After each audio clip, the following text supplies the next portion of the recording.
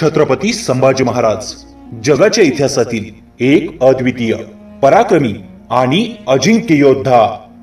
शंभूराजांचं शौर्य, पराक्रम आणि बुद्धिमत्ता अवघ्या जगाला माहीत झाली. परंतु शंभूराजे कसे दिसायचे, त्यांचं व्यक्तिमत्व कसं होतं, त्यांची शरीरयष्टी, वजन आणि उंची किती होती, असे असंख्य प्रश्न शिवप्रेमींच्या मनामध्ये आजही निर्माण होतात. ऐतिहासिक आणि समकालीन साधनातून, कथा, कादंबऱ्या आणि शिलालेखातून या सर्व प्रश्नांची उत्तरं आपल्याला सहजपणे मिळून जातात. त्याच ऐतिहासिक नोंदींच्या आधारे जाणून घेऊयात छत्रपती संभाजी महाराज कसे दिसायचे. मित्रांनो, बॉम्बे रेकॉर्ड्स, मद्रास रेकॉर्ड्स आणि पोर्तुगीज रेकॉर्ड संभाजी महाराजांच्या स्तुतीनं अगदी भरून गेले आहेत. पण दुर्दैवानं मराठी माणसांचं मात्र त्याकडे नेहमीच दुर्लक्ष झालंय. तब्बल 350 वर्ष छत्रपती संभाजी महाराजांचा इतिहास बदनामीच्या आगीत जळत राहिला. खरे शंभूराजे आजपर्यंत आम्हाला कळालेच नाहीत. मित्रांनो, इटालियन इतिहासकार निकोलाओ मनुची त्याच्या ग्रंथामध्ये असं लिहितो, त्याने शंभूराजांना लहानपणी आणि मोठेपणी सुद्धा दोन्ही वेळेस पाहिलं होतं. त्याने पोर्तुगीजांच्या वतीनं 1685-86 साली संभाजी महाराजांशी बोलणी देखील केली होती. तो संभाजी महाराजांबद्दल असं लिहून ठेवतो, त्यांच्यासारखा विनम्र, हुशार आणि आक्रमक माणूस मी माझ्या उभ्या आयुष्यात यापूर्वी पाहिला नाही. शंभूराजे संस्कृतचे महापंडित होते. त्यांनी कमी वयामध्ये बुधभूषणम, नायिकाभेद, नखशिका, सातशतक या 4 ग्रंथांची रचना केली होती. त्यांचे मित्र असणारे कवी कलश यांनी देखील त्यांना एका काव्यछंदामध्ये अफाट बुद्धिमत्ता आणि अफाट सामर्थ्य यांचा संगम ज्यांच्या ठायी आहे अशा हनुमंतांची उपमा दिली होती. मित्रांनो, दुर्दैवानं आपल्याला फक्त शंभूराजांच्या लढायांबद्दलच माहिती आहे, पण त्यांचं व्यक्तिमत्व कसं होतं याविषयी अनेकांना माहित नाही. शंभूराजांनी त्यांच्या आयुष्यामध्ये 120 पेक्षा जास्त लढायांमध्ये स्वतः नेतृत्व केलं होतं. आणि आश्चर्य म्हणजे यातील एकाही लढाईमध्ये शंभूराजे पराभूत झाले नाहीत.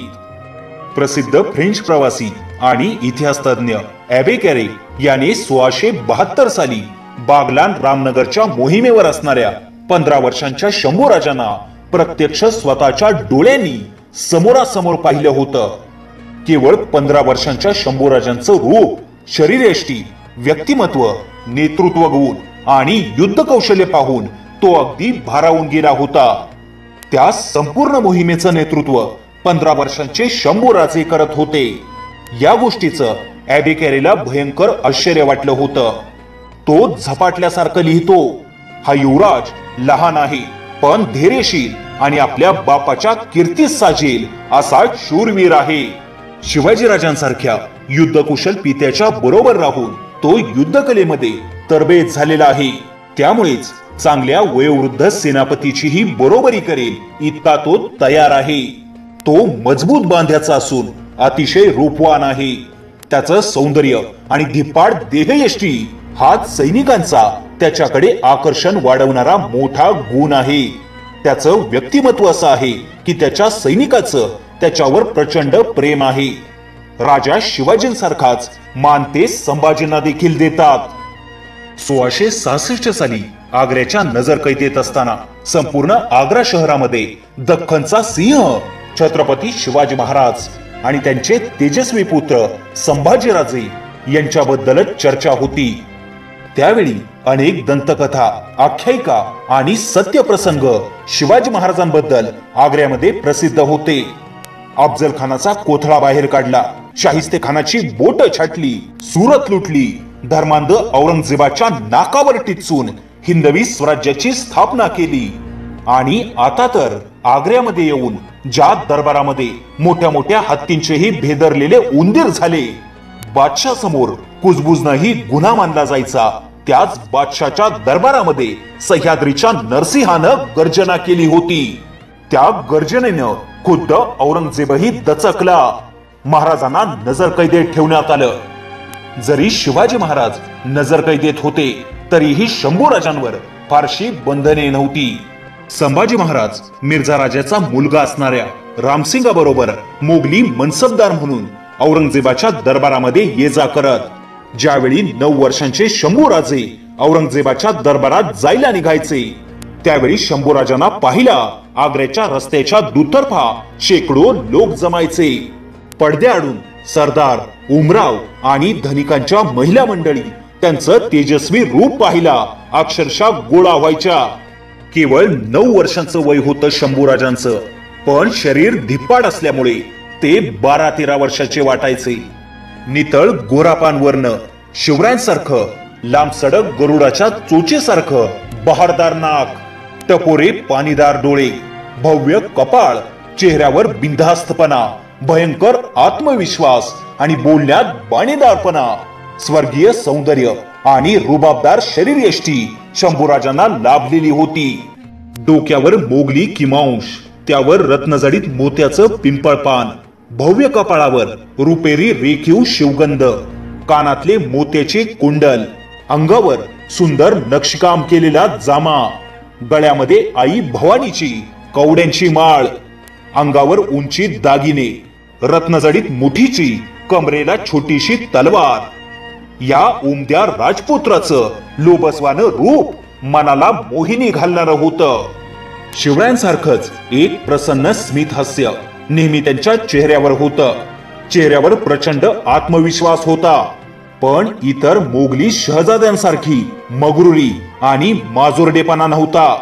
त्यामुळेच त्यांच्या व्यक्तिमत्वाची लोकांना प्रचंड भुरळ पडायची. शंभूराजांचं रुबाबदार व्यक्तिमत्व पाहून खुद्द औरंगजेब देखील सुरुवातीला थक्क झाला होता. शंभूराजांचं बोलणं अतिशय मधाळ आणि वागणं रुबाबदार होतं.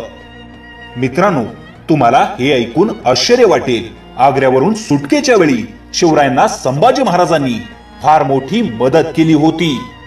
एक युवराज म्हणून शंभूराजे स्वराज्याच्या सर्व जबाबदाऱ्या अगदी समर्थपणे पार पाडत होते. कविमनाचे शंभूराजे शिवरायांसारखेच मुत्सद्दी, शूर आणि कार्यकुशल होते. ते सतत कामात गुंतलेले असायचे.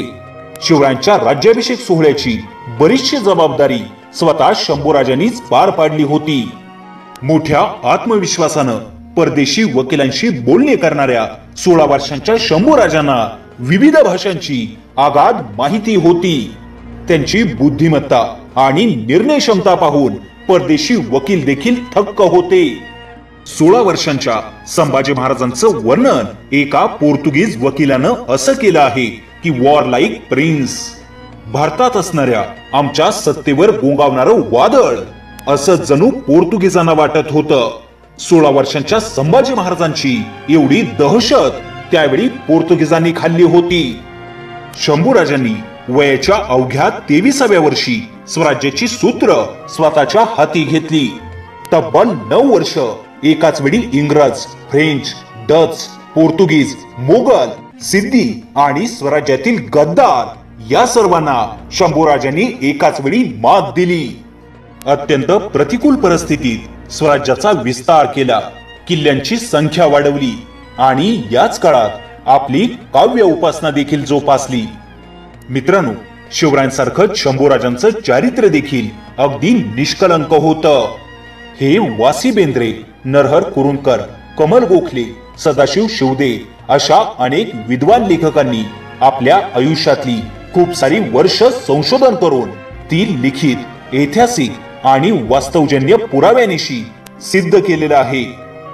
छत्रपती संभाजी महाराजांची वजन आणि उंची नेमकी किती होती याबाबत निश्चित अशी माहिती उपलब्ध नाही, पण प्रत्येक प्रमुख इतिहासकाराचं या बाबतीत एकमत आहे की शंभूराजांची शरीरयष्टी फारच मजबूत आणि धिप्पाड होती.